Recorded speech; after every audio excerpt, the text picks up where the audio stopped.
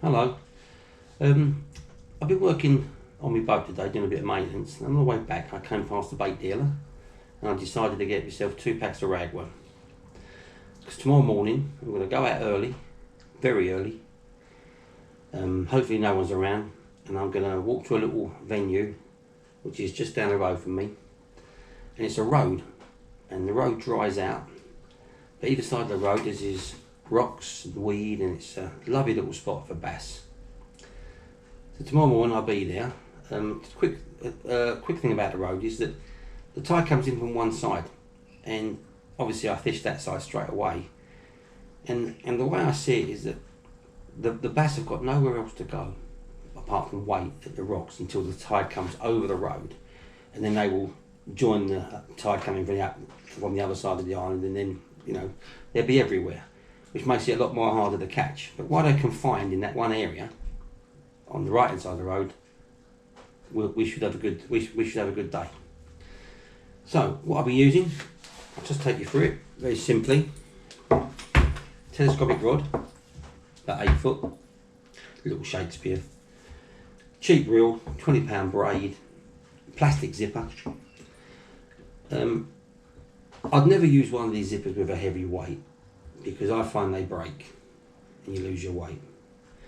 But for a very lightweight 1.5 ounces, not even 2 ounces, it's fine. Joined to that you've got the rubber stop bead to stop your swivel smashing into it and onto the knot, and a nice little snap swivel. So that's that simple. Right, the trace I'm going to be using is a 4/0 hook, about 2.5 foot of Amnesia, £20. The bead's there for 2 reasons. One reason is any weed that comes down the line will stop at the bead and the bait doesn't get covered. The second reason is to stop a small hook. Oh, excuse me. It's to stop a small hook from going down too low to the main hook. And I find that I've fished this spot many years, I've caught many bass obviously, and I find that you miss a lot of fish because you put a ragworm on, and when you bring it in, have you ever noticed that it's just hanging on the end of your hook? There's nothing stopping it from staying up your line. And a lot of time you'll also get bites where the top of your bait's all been missing, and you think, how did you miss that? Well, the obvious reason is that the fish is taking the top of the bait. So this sort of prevents it. And what I'm going to do, I'm going to give you a little bit of a demonstration. Say this little bit of black tape is my hook. You thread your hook through your worm. This hook comes down onto the top of your worm. Now it's being held like that. Your worm's held nice and straight. It's not going to slide down. If the fish hits the bottom of the bait, you've got it. If the fish hits the top of the bait, you're more than likely got it. In the middle, you could probably still lose a fish. So that's that. Quite simple, and all that does is swivel at the end, and that just snaps onto my snap swivel. Goes onto my snap swivel. I take him on these little trace spools, and I take 1 or 2 spares. I don't lose a lot of gear at this venue, because the weed's quite friendly. Call it friendly weed. It pulls off the rocks very easy. So what I do, I take a few of them in a little Tupperware box, a few weights, a few hooks. I generally like to stand near the water, if not in it sometimes on a nice day, but I don't like to keep going backwards and forwards to where I've left my tackle to get the bait. So what I've done, I've made myself a little box. And all it is a sandwich box with another little Tupperware box screwed to the corner, which I put a spare spool in with a trace on it. Inside there just sits my ragworm. This goes around my waist, so it's always sitting in front of me. This little tube, 2 slots, belt goes through it. Also obviously hangs onto my waist, and I can just put the rod in it. I can put the rod in it like this. I can bait up without having to put the rod down. I could even leave it in there till I get a bite if I wish to, but I do like holding the rod. And that's it. It just makes life easier. I'll be travelling very light, like I said. I'll always take a knife, always take a pair of scissors, always take a de-hooker, I call it. Because I don't really like touching the fish because they've got some sort of terrible spines. A rag, a bag, in case you catch one that's sizable, always take a dispatcher. And that's it, but I'll go all over this again tomorrow as we get there, and just to recap on what I'm doing and why I'm doing it. So I'll see you in the morning. Just walking to the middle of the road to give you some idea what it's like.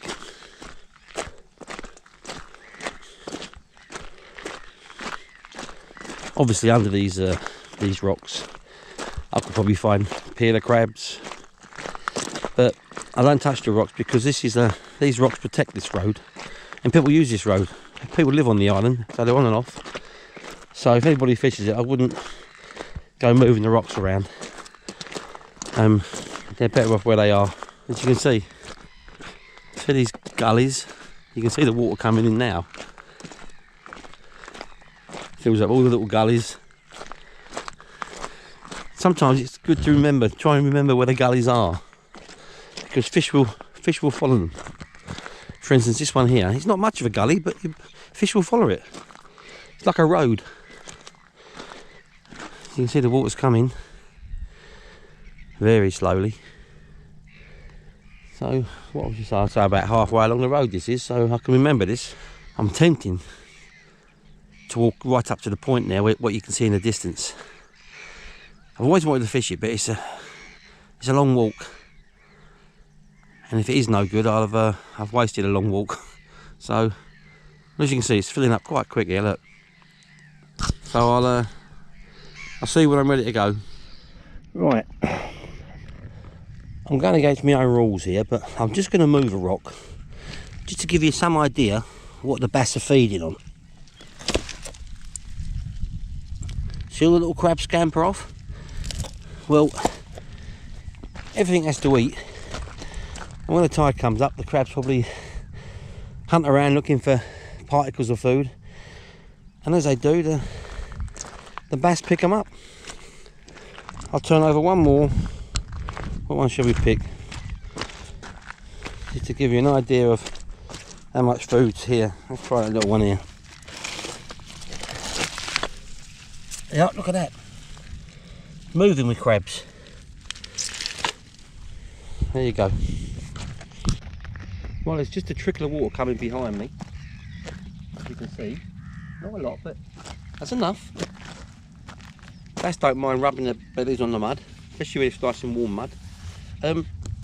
Just to show you what I was talking about yesterday with my box. My worms in my box, spare trace. My rod can go in this holder. I can leave it like this or I can hold it, but it comes in handy if I want to bait up. I'll leave the rod where it is, and I put a worm on. So what we do, we put a worm on now, and there we go. Right, look at that, broke off. I really don't like this mud, this like soily stuff mud. Anyway, thread the worm up the hook, pull it over the hook, keep going until I come to my bead. When I come to my bead, I bring the small hook down, small hook, top of the bait. That holds it in place. I'm going to break that off because that will come off in the cast anyway. So I'm going to just put my bit of worm back in there. Oh, one thing I nearly forgot. Always take a rag. Right. Roughly the middle where I said, wasn't it? Yep. Let's just flick this out and put into practice what I told you. As soon as it hits the water, pull back on it. Pull back, and it won't stick in.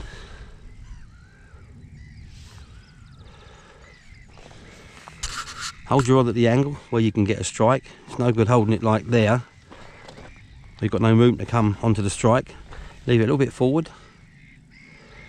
And because obviously there's lots of crabs here, as I showed you previously, every now and again, when you know you're not near the rocks, which I know I'm not, give it a little move. Moves it away from any crabs that are maybe there, and also it creates nice little movement in the mud. And the fish see this and think, oh, what's making this disturbance?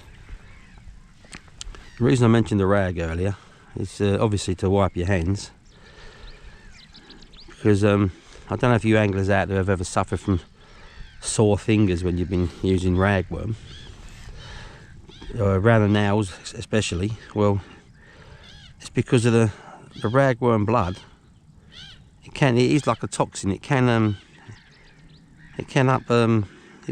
upset your skin, makes your finger ends sore, and so always wipe off if you can after putting your bait on. Right, sorry you didn't see the bite, but I had no bite. I just went to reel in, changed my bait, and like I said, a moving bait, he just grabbed it.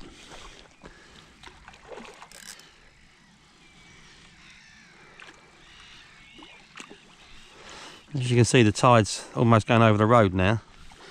It took a bit of time to get the first fish, but here she comes.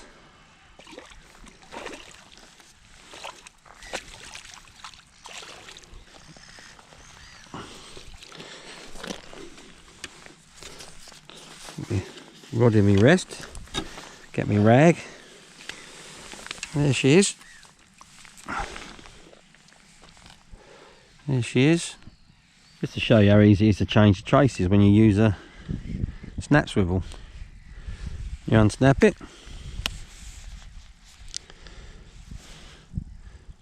get rid of the worm,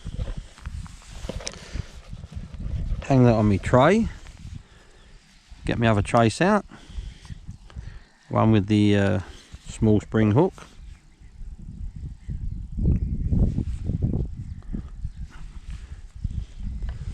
And all you do, I don't know if you can see this with the camera, I hope you can. What you do is clip it on, ready to fish again.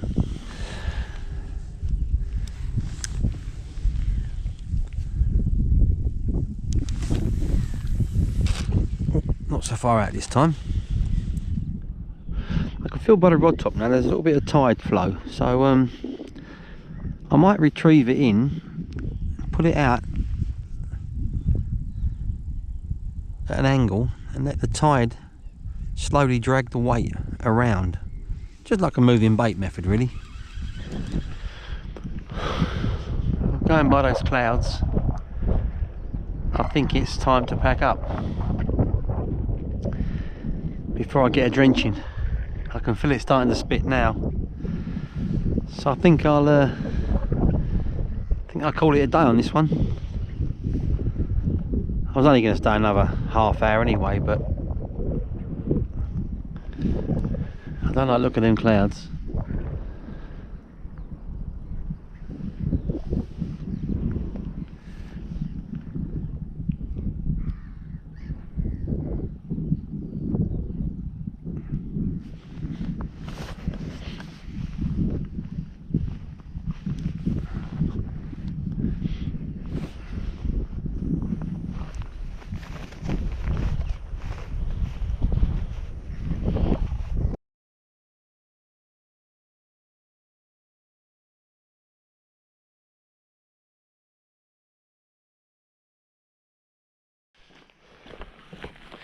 Good morning. I don't know if you can see my ugly mush in this light, but I'm down on the road again. It's 4:30 in the morning. It was dark walking here. It's quite eerie actually, and so I come to the road again because I figured last time I fished it I didn't show its full potential. It wasn't a brilliant day, so I'm back again. It's probably about, I'm not sure if this is 2 weeks later or 4 weeks later, but I've come here a little bit later. The water's over the road and I'm going to obviously start fishing straight away, but and see what comes. So So let's see how we get on. Oh, here we go. Oh, that was just a heavy pull. Oh, he's coming towards me. A heavy pull. No little tapping about it at all. I think it's a fair size. It's staying heavy. It feels heavy. Let's have a look. It won't. Oh yeah. It's not bad for the first cast of the session. I've got me scourger. I don't know if you can see it. It's quite a sizable little bass, really. I'm hoping it's hooked in the lip. Yep, perfect. That's what the circle hooks are meant to do. Get through the lip.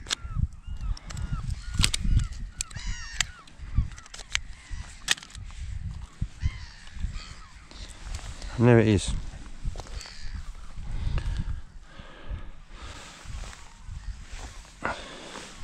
First bass of the session. Let's put him back.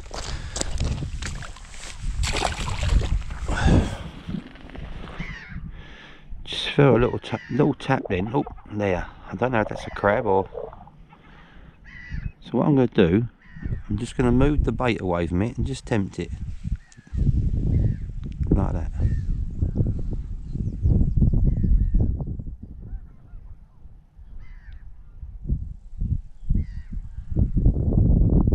It's just dropping back. See the rod just dropping back on me as if the weight's coming towards me. Let's have a look, strike it. Oh. Let's see what we've got. Never had one of them sort of bites before. Yeah, it's definitely a fish on. Sort of dropping back as if it was pulling the weight towards me. Oop, just fell down a hole. That fish has gone right across the road here.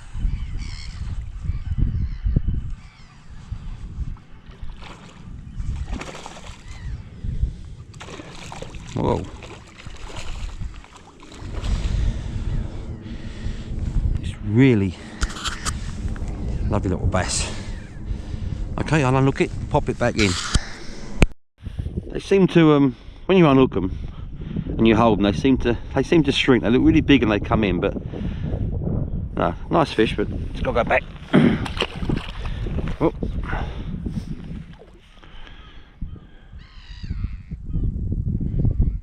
Oh, here we go. Oh, ah, missed it. Bit too early on it, maybe.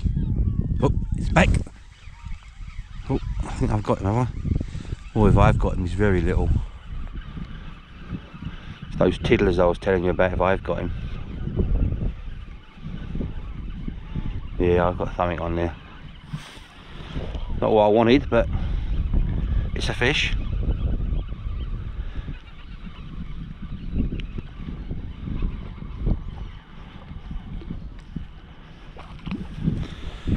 Rag out.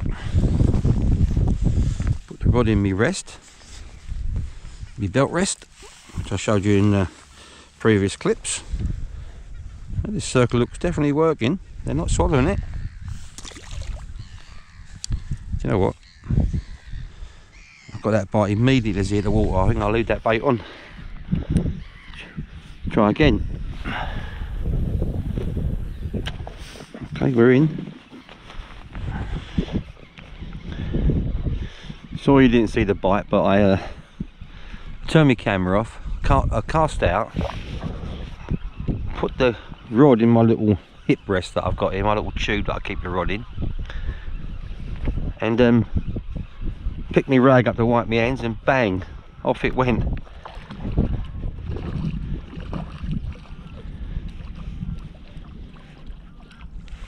It's got a bit of weight to it, not much.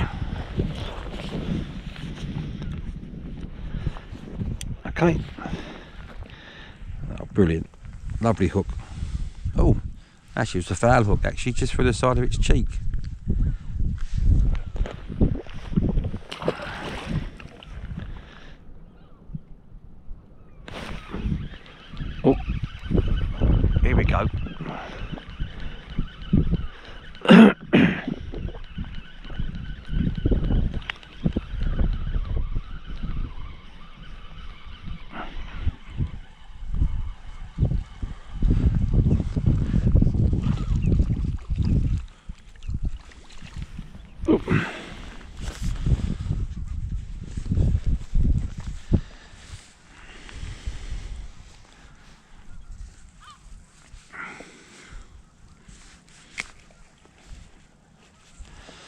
think next time I do this sort of fishing, I don't intend to keep the fish, so I might try crushing the barbs down on these hooks. So I'm just going to release them quicker.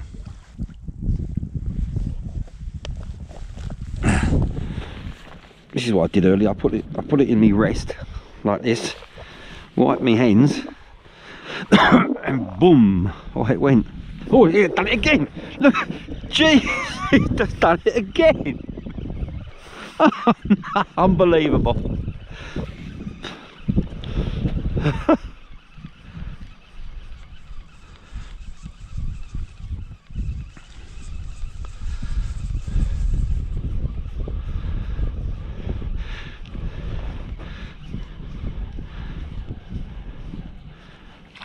Unbelievable.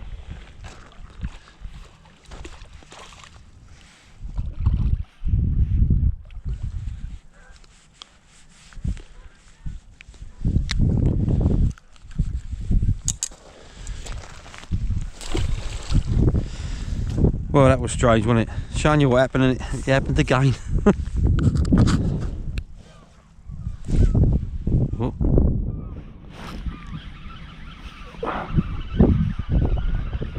I was just looking at my last worm in my box, thinking I'll have a reel in, and oh, I must have picked out a bit of weed. It's gone really heavy.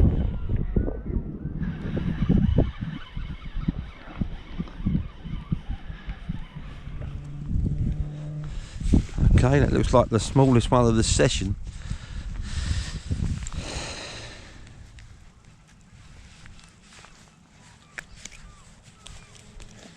There you go, mister. Right. I'll put my last worm on, last bit of worm on. Looks a very untidy bait, but I'm sure the fish won't mind. Right, it's cast into the sun.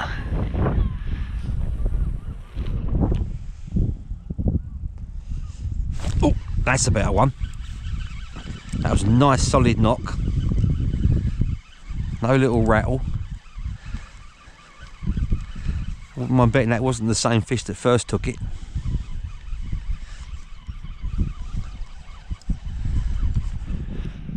Okay, this looks like the last fish of the day.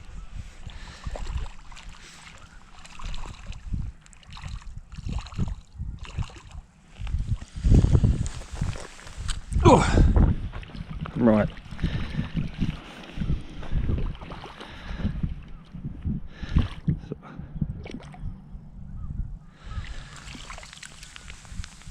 Gotcha.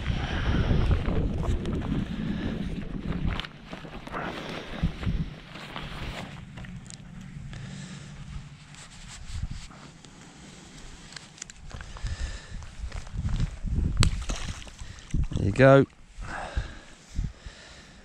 I think that'll do us.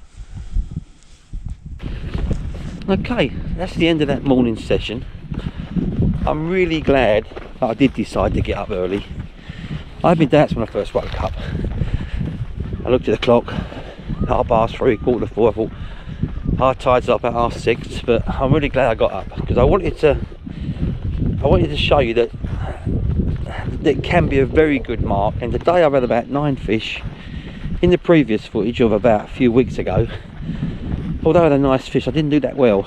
So I've returned here, and I think I've proved it. It's a good venue. So I hope you've enjoyed it, and I hope you try it. And I'll see you again.